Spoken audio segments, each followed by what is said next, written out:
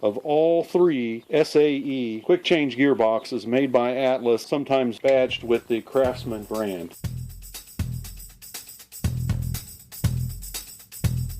This is Dave on the Crafted channel. This is the quick change gearbox off of my 12-inch Desert Camo Atlas Craftsman lathe. I was cleaning that lathe up in preparation to sell it. I need to get this machine out of the way. I don't plan on keeping it. I'm using the stand for my original Atlas lathe restoration video that I started at the beginning of my YouTube channel. So I need to get the lathe out of here, get the motor, drive system, all that stuff out of here, get it sold. So I'm going through it, cleaning it up, making sure the thing's in good condition, and I found a problem. Now this shaft goes through here, and the quick change, gear change levers ride on this shaft. I noticed the shaft kind of turned erratically in that it would be smooth and then tight, smooth and then tight.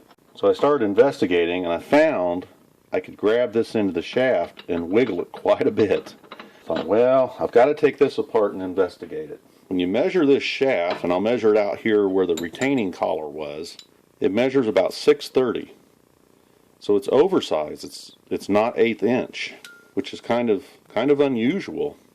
So I ordered some 41/64 W1 steel from eBay. A vendor on eBay. I should see that in probably a week and a half. I said it was 9 days before it would ship, so it'll probably be about 2 weeks before I see it. And I can take a little bit of the OD off of that. This is about a 9-inch long section of steel.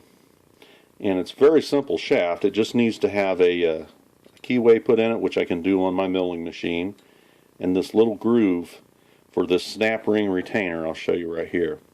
And this snap ring keeps the shift levers from going too far and, letting one set of gears get into the wrong position. I've got to remanufacture this shaft. Now I went ahead and bought a 3-foot piece of this so I can make all 3 of these shafts if I need to. I've heard of this before. I'll probably find every gearbox I take apart this shaft is worn, although this is just ridiculous. This is so bad. We have to fix it. That's all there is to it. Why they would have made this 5 thou oversize is just beyond me. Now I'm measuring 625 here. I need to check my measurements. Might have something awry. Yeah, this is showing it to be 5/8 shaft. Hope I didn't buy a $20 piece of steel for nothing. I was tired last night.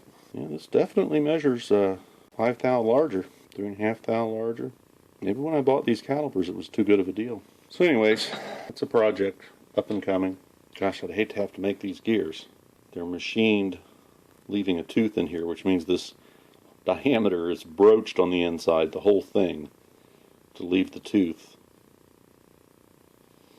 Be a little bit of a challenging project. One of the things I'm going to do while I got this gearbox down is familiarize myself more with the whole system. I would love to come up with a way to put another step of gear reduction on these lathes beyond what's already been discovered as possible. This morning I'm out here looking at it because I want to figure out what bushings I need to order so that I can properly rebuild this when my steel comes in. It looks like it's got a lot of wear. I mean, just looking at this shift lever, we can see the wall thickness of the bushing here is twice what the wall thickness is there. So all of these bushings are wore out and need replaced. So I'm just going to get them all. And I've got other lathes to do, so if I end up with a good bushing that doesn't need replaced, it's no big deal because I'll need that part on another lathe eventually, and this stuff is cheap. So look at this. This shaft moves around quite a bit too. And I notice this shaft is smaller. This looks like a 1/2 inch shaft. So I need to get some 1/2 inch material, or probably a 1/2 inch shaft here as well. So I need to get some 1/2 inch material. Some 1/2 inch bushings. I guess I'm not really ready to order bushings. I need to tear this down farther. I notice these are 3/4 on the OD. So this ought to be a relatively simple job. I just need to determine all the bushings and shaft diameters. This looks like cast iron. And yes it is. This could come into play. So this is the quick change gearbox off of my 10-inch lathe I'm restoring. You can see the red parts surrounding it here. These parts are all cast. I noticed this is quite a bit thicker on this one. But the gearbox case is Zamac. And if you remember, I did a video earlier where I helicoiled a stripped hole in one of these Zamac cases. Now, there's some different mounting bolt patterns over here for how the 12-inch one mounts. So you wouldn't be able to put a 12-inch gear case on a 10-inch lathe. But boy, wouldn't it be nice to get the cast iron part on the 10-inch lathe. But too bad, that's not going to happen.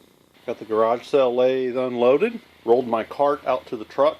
Slide it on top of the cart. Here's accessories for that, including this nice drilled block. And oops, carriage, taper attachment, and I haven't found the pieces that connect the cross slide to the taper attachment. I haven't been all through this yet though. Chuck keys, a box with a bunch of miscellaneous stuff in it. Didn't put anything down there. And this stand.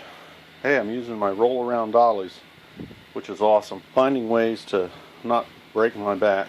Oh yeah, and I don't know if I've put it up yet or not, but the wood lathe tools, $10. $10, here they all are. More than one set.